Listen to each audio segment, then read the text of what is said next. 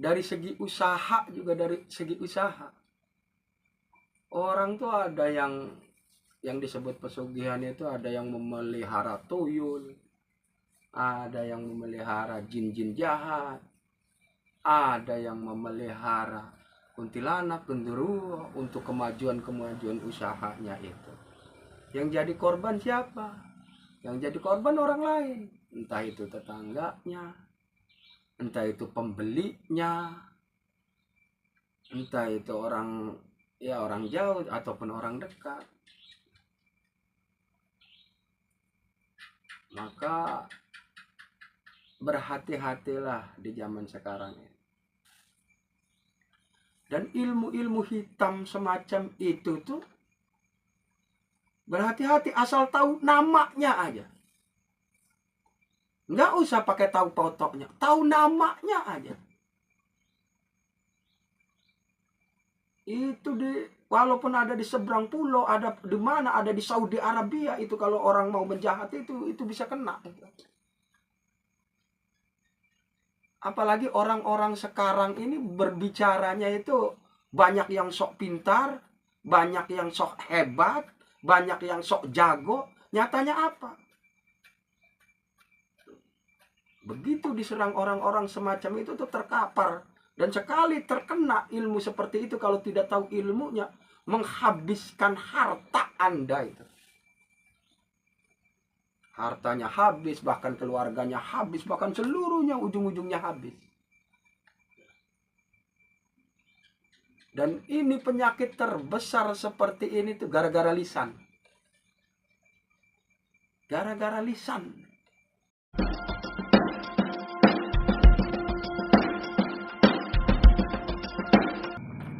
Assalamualaikum warahmatullahi wabarakatuh. Allahumma sholli ala sayyidina Muhammadin wa ala alihi wa sahbihi wa salam. Amma ba'du. Saudara-saudaraku, izinkan saya memperkenalkan diri. Nama saya Abdullah bin Ahmad bin Masnun bin Muhammad Astra. Saya menangani pengobatan tentang orang yang terkena santet, orang yang terkena teluh, orang yang terkena hal-hal gaib, orang yang terkena korban pesugihan dan sejenisnya. Terutama membahas orang-orang yang terkena santet atau terkena teluh atau terkena guna-guna. Sebenarnya itu awalnya sumbernya dari perilaku diri sendiri.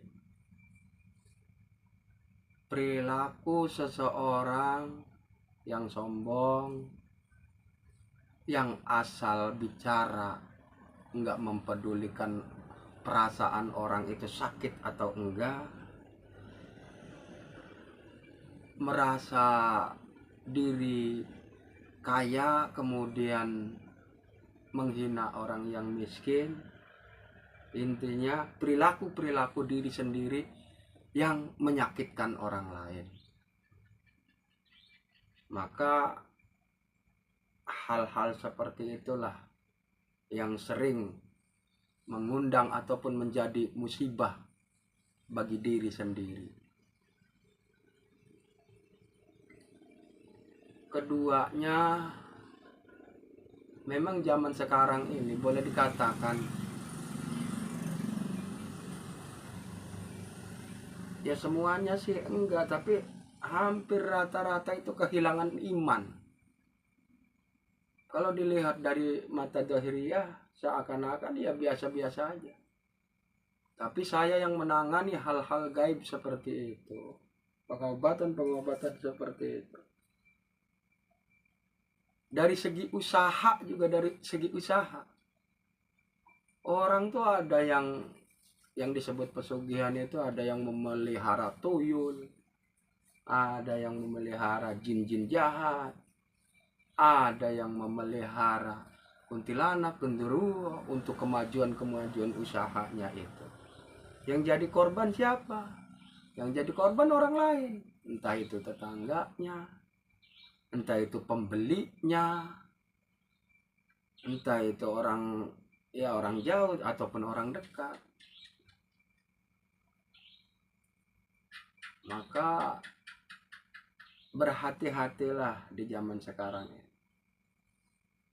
Karena yang saya tahu, orang pengen kaya itu ngejar cepat.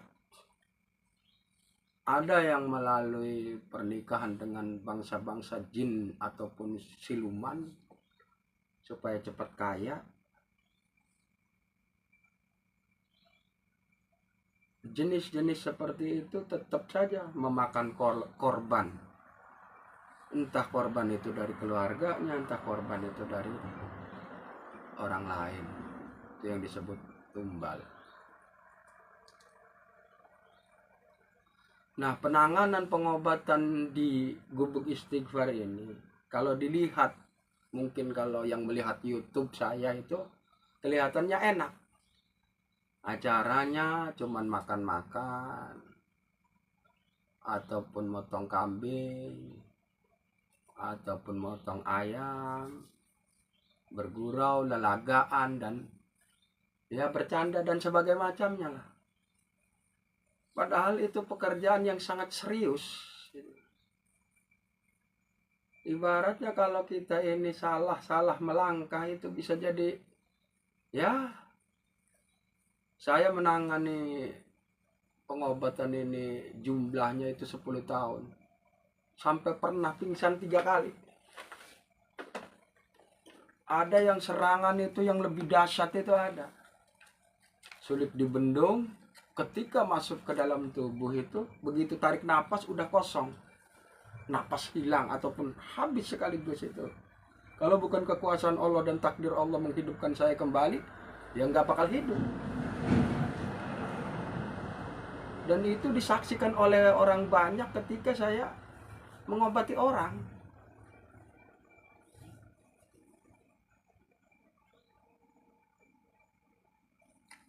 Di Pulau Jawa ini ataupun di Serang, Banten ini 2 kali. Yang 1 kali di Lampung. Begitu gencarnya serangannya itu nggak kebendung. Saya dari mulai jam 11 pingsan, sadar-sadar jam 4 pagi. Waktu mau pingsan itu, waduh, itu yang rasa panas nggak ketahan. Ada yang saya pingsan itu begitu angin itu masuk, saya narik napas udah nggak ada. Ada yang saya pingsan itu terasa panasnya sangat tinggi sehingga sulit untuk dibendung, nggak kuat pingsan. Yang ketiga, ketika mau tidur, kondisi lelah, kondisi lemah. Begitu kondisi lemah dan lelah, mungkin ada orang yang mengincar. Itu saya layap-layap, itu diserang. Begitu merasakan hawa yang sangat menyakitkan, pingsan. Jadi kerjaan semacam itu tuh memang sangat berisiko tinggi.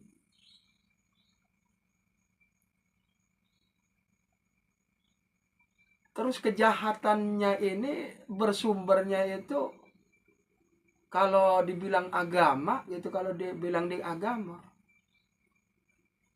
hampir yang saya hadapin itu rata-rata sama-sama Islam. Agamanya itu sama-sama Islam. Bukan saya menjelekkan Islam itu agama saya. Cuman perilaku manusianya ini. Gitu. Perilaku manusianya ini. Kalau di KTP itu jelas Islam itu.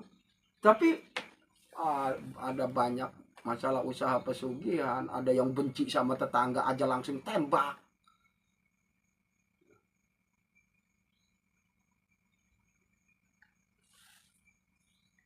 Dan ilmu-ilmu hitam semacam itu tuh berhati-hati, asal tahu namanya aja. Nggak usah pakai tahu pokoknya, tahu namanya aja. Itu walaupun ada di seberang pulau, ada di mana, ada di Saudi Arabia, itu kalau orang mau menjahat itu bisa kena. Apalagi orang-orang sekarang ini berbicaranya itu banyak yang sok pintar, banyak yang sok hebat, banyak yang sok jago. Nyatanya apa? Begitu diserang orang-orang semacam itu tuh terkapar. Dan sekali terkena ilmu seperti itu, kalau tidak tahu ilmunya, menghabiskan harta Anda itu. Hartanya habis, bahkan keluarganya habis, bahkan seluruhnya ujung-ujungnya habis. Dan ini penyakit terbesar seperti ini tuh gara-gara lisan. Gara-gara lisan. Maka di sini nih ada foto Kanjeng Sunan Kalijaga itu. Bukan sekedar nama ataupun bukan sekedar gelar, tapi juga mengandung arti. Kalijaga. Kalau disingkat itu, kalimat ataupun ucapan ini nih bagai sungai, bagaikan kali nih mulut nih. Harus dijaga ucapan-ucapan ini. Jangan asal mengalir. Resikonya sangat tinggi. Resikonya itu. Dan juga orang-orang Islam yang mempunyai ilmu-ilmu hitam ataupun ilmu-ilmu santet ataupun ilmu-ilmu teluh dan tenung. Ya. Orang Islam sama-sama Islam. Sebenarnya dalam ajaran agama Islam tuh nggak ada ilmu begitu, tuh nggak ada. Diharamkan itu oleh Allah itu. Dan bahkan kata Rasul itu bukan umatku itu. Yang mempelajari ilmu-ilmu hitam itu, apalagi menggunakannya untuk kejahatan. Untuk sihir yang bersekutu dengan setan, iblis, dan genderuwo dan kuntilanak dan sebagainya itu. Bayangkan, kalau itu bukan umat Rasul, suatu saat manusia akan mati masuk ke dalam kubur kalau tidak ada syafaat Rasulullah. Selamanya binari jahanam khalidina fiha, masuk ke dalam neraka jahanam selama-lamanya. Naudzubillahi min dzalik, summa naudzubillahi min dzalik. Tapi orang sekarang banyak yang berani terhadap dosa. Bahkan nganggapnya alah kematian itu gak ada, padahal dia ngelihat banyak orang yang mati. Apalagi yang tahun-tahun di belakang ini, 2 tahun. Kalau kata pemerintah itu pandemi.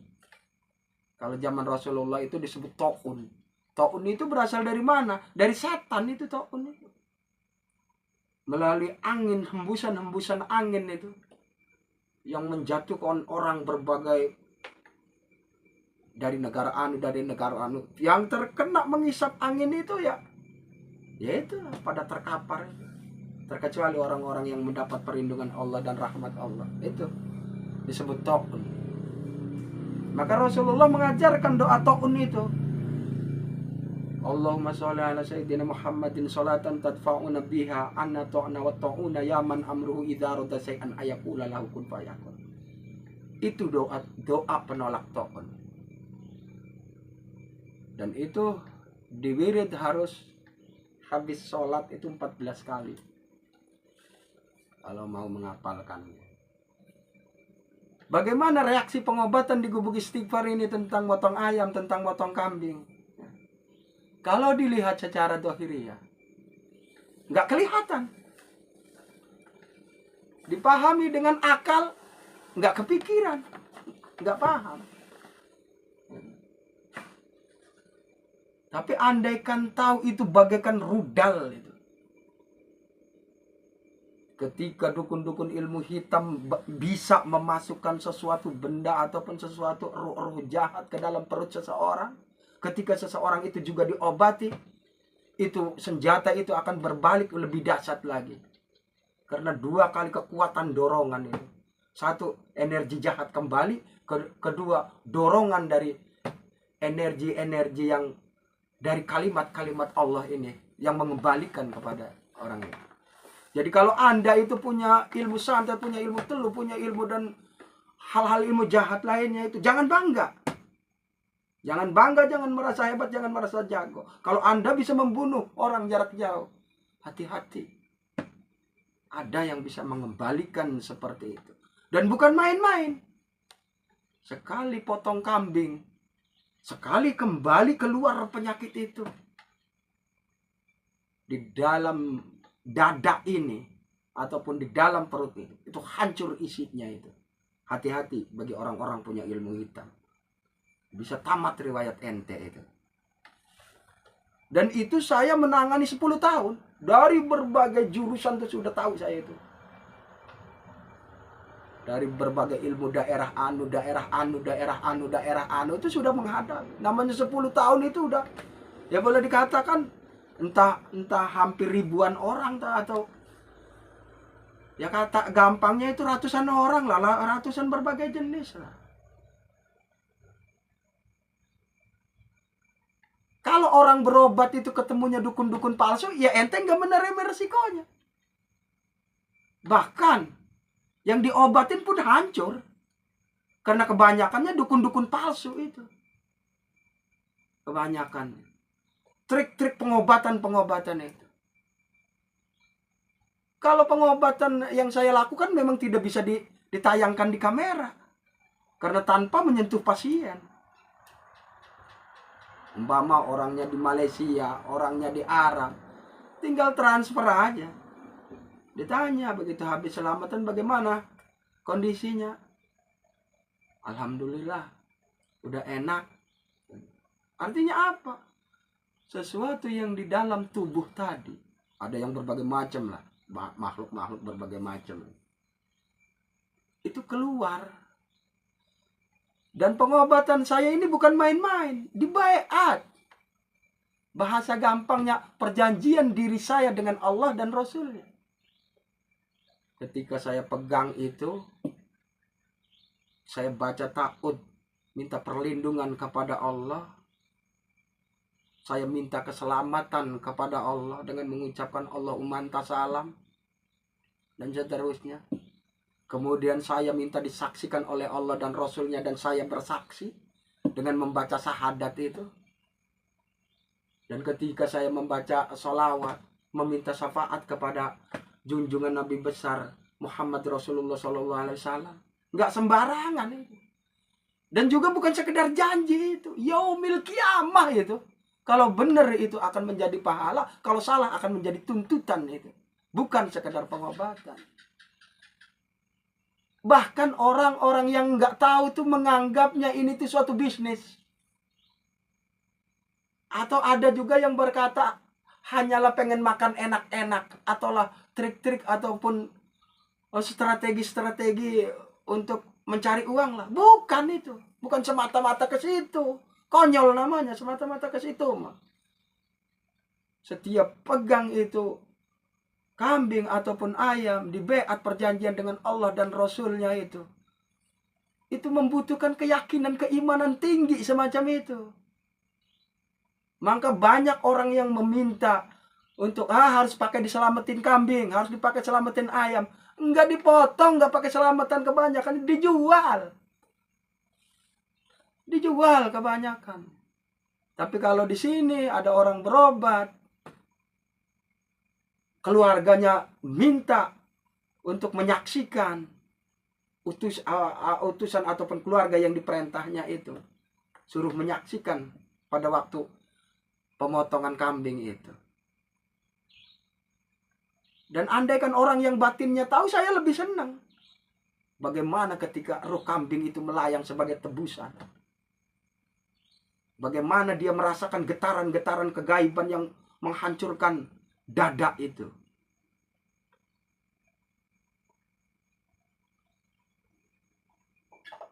Maka fungsinya itu sebenarnya itu intinya gini. Sesuai apa yang kita baca dalam kalau kalimatnya itu yang kita baca habis berwudu itu kalimatnya. Allahumma ij'alni tawabina waj'alni minal mutatahhirin waj'alni min ibadika sholihin. Ya Allah, jadikanlah diri ini bersih ataupun suci. Jadikanlah diri ini orang yang bertobat.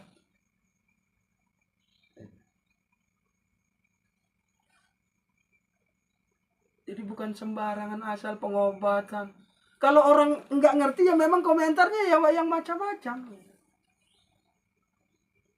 Untung aja saya pegang tauhid. Demi Allah la ilaha illallah Muhammad Rasulullah. Kalau enggak, nah itulah banyak kejadian-kejadian orang terkena santet, orang terkena teluh itu karena sombong. Yang keduanya nih, lisan nih gampang mengucap. Hati-hati netizen. Ya, kalau komentar kepada orang lain, bolehlah komentar, kritik boleh. Tapi jangan terlalu di luar batas. Kalau ada orang punya ilmu seperti hati-hati ente. Nah juga hati-hati bagi orang-orang yang punya ilmu hitam. Oke, Anda di dunia ini mungkin bisa melakukan segala sesuatu, tapi ente bakal mati di alam kubur, itu suatu kepastian. Percaya tidak percaya, ente akan bertemu dengan malaikat mungkar dan nakir yang akan bertanya pertanggungjawaban perilakumu itu.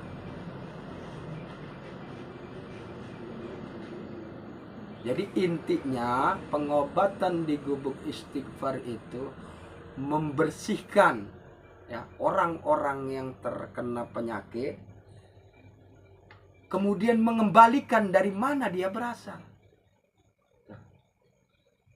Syarat syariatnya saya yang melaksanakan, hakikatnya Allah yang mengabulkan. Bagaimana hakikatnya Allah yang mengabul? Dengan dipasrahkan itu. Bukan sekedar ngomong pengorbanan. Bukan sekedar iya karena butuh sebuah pengabdian doang, bukan. Tapi pelaksanaan langsung sebagai pelaksanaan keimanan kepada Allah dan Rasulnya.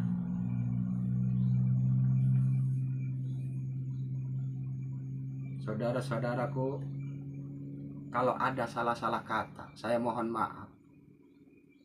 Inilah yang saya bisa. Artinya apa? Menyinggung atau tidak tersinggung, saya mohon maaf.